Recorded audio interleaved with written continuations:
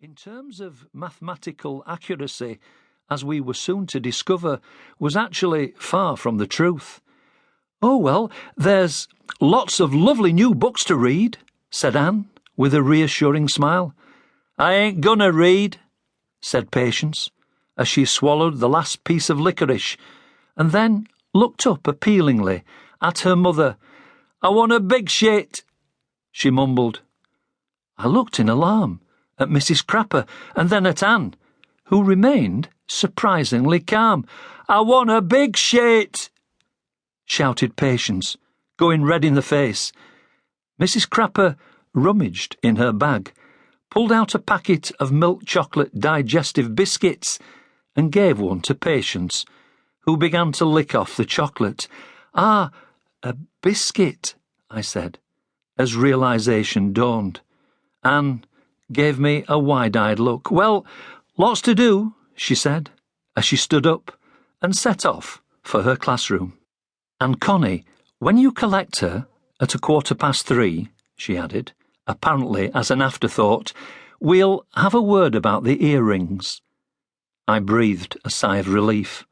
It was a problem solved, or at least shelved, and not for the first time. I gave thanks for having such a superb deputy head teacher, even if she didn't quite appear to be her usual relaxed self.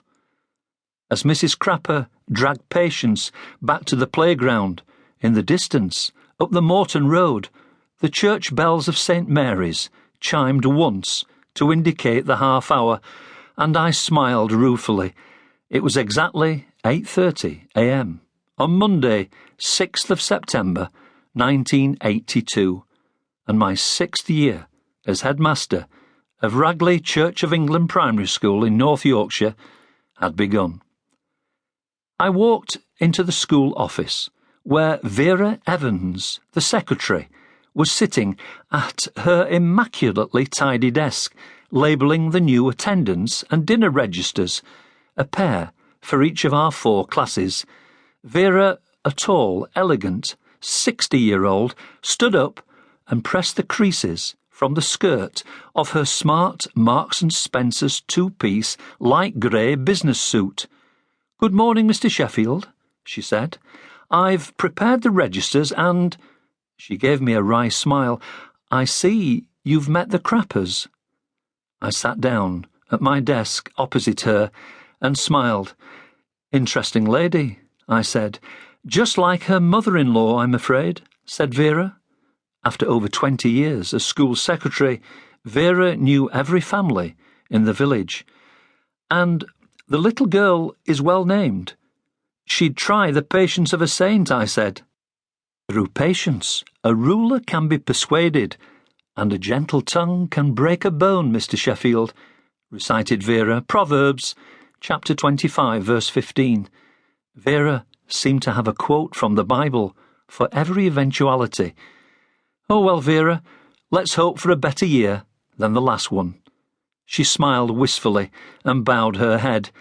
I noticed her beautifully permed hair was now greying at the temples.